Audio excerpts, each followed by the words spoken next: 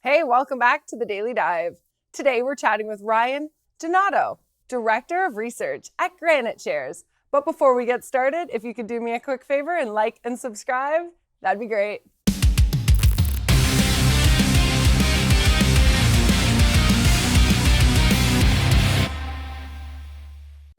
Ryan, welcome to the dive. Hey, thank you very much for having me on. Excited to be here.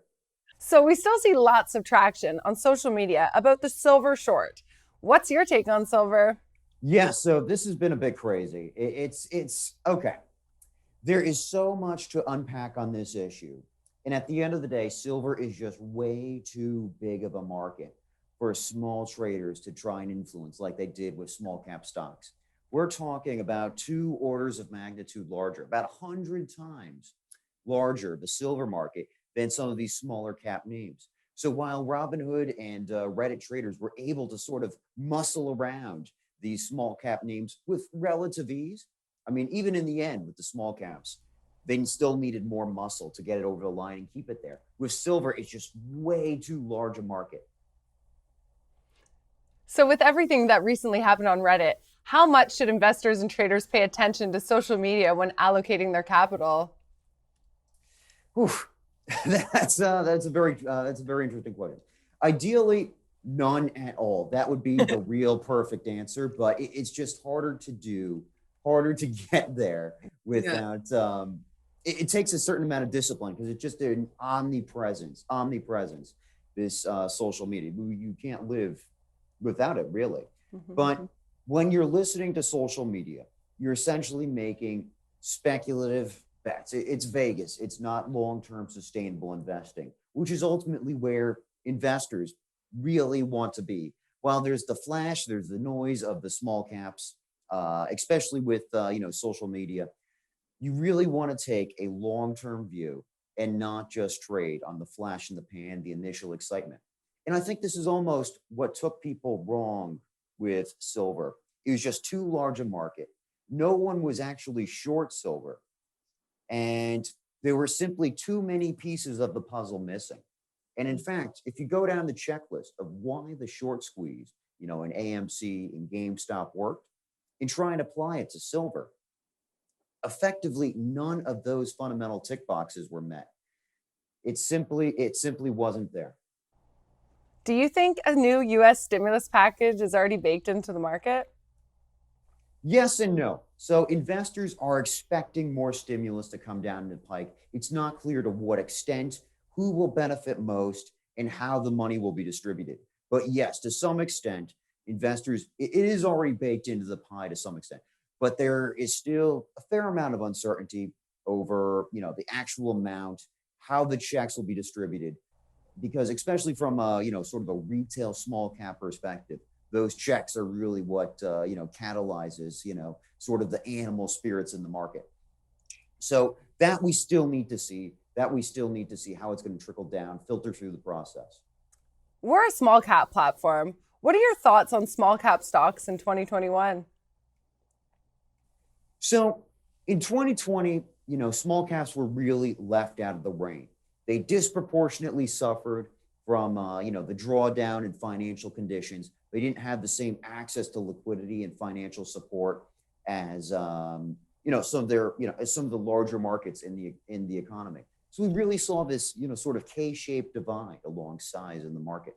However, 2021, it's actually quite encouraging for small caps, especially with the continued stimulus coming out of Washington, coming out of the Fed in particular.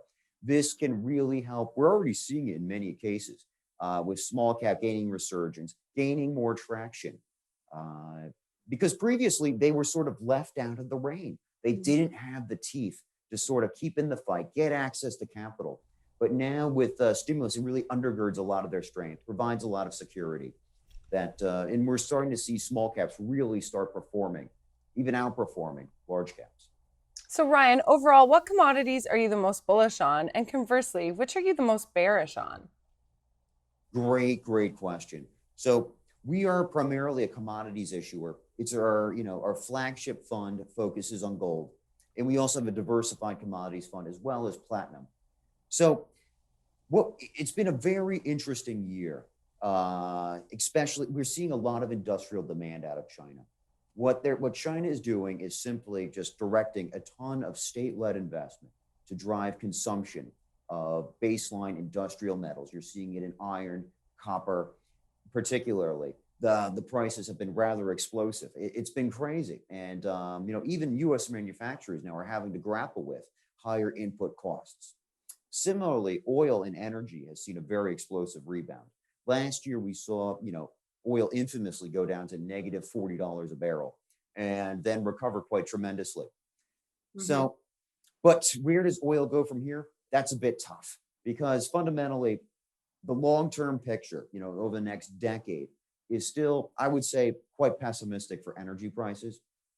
But we're seeing a lot of resumption and also restriction on U.S. oil production. Mm-hmm. And we're seeing some signs of cooperation out of OPEC as well. So these could be supportive of oil prices, but already prices have recovered so much. But the industrial metals, they show a lot of strength. As for areas where there could be weakness or not as much strength, that's more of an interesting question, because really there's a broad-based rally throughout the entire commodities ecosystem as investors are repricing inflation. The economy is starting to come back online slowly, the physical economy, that is, and commodities consumption is upticking. Perhaps some areas of the softs, such as cotton, could see relative weakness compared to the hyper aggressive areas right now, like the industrial metals. That would be an interesting segment to look at. You're in the ETF business. What sectors are you seeing the most capital flow into or out of? Great question. So still, it's U.S. large caps that are predominating the flows right now. They are the largest stocks, and that's where people are putting their bets.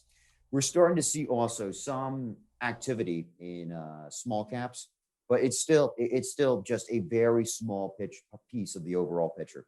It's really massive institutional flows, U.S. large cap equities.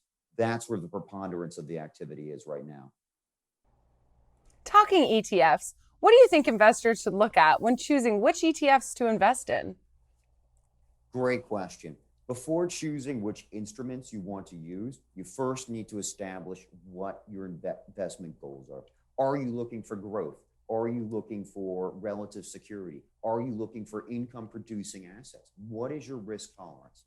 These are all factors that should enter the discussion before even choosing specific ETFs. A lot of times I think investors, they will gravitate right towards a specific product that caters to a certain interest without first establishing what are their goals. Mm-hmm. And also what are their risk tolerances. Some assets are simply more risky than others. But so after first establishing what your goals are, what your risks, then you need to go and look at the prospectus. It's boring. It's not fun. It's decidedly not fun, in fact. But that is where investors need to go before to establish, does this fund actually hold what I think it's holding? So if I'm interested in a thematics, like 5G, for instance, or semiconductors, or whatever it might be, cloud computing, you need to go and dive in and see what are the companies this fund is holding. Are these actually relevant to the theme being marketed? Because a lot of times there simply isn't enough critical mass of pure play companies, and you're getting just generic tech. I would say that's one of the biggest caveats. You need to go and look in, especially with thematic ETFs, and see if you're just being given generic tech or tech specific to the theme you want. Well, Ryan, thank you so much for coming on the show today and sharing your thoughts with us. No problem. It's great to be here. Thank you very much, Cassandra. And to our viewers at home, don't forget to click that subscribe button, hit that notification bell. We'll see you next time on The Dive to talk all things small caps.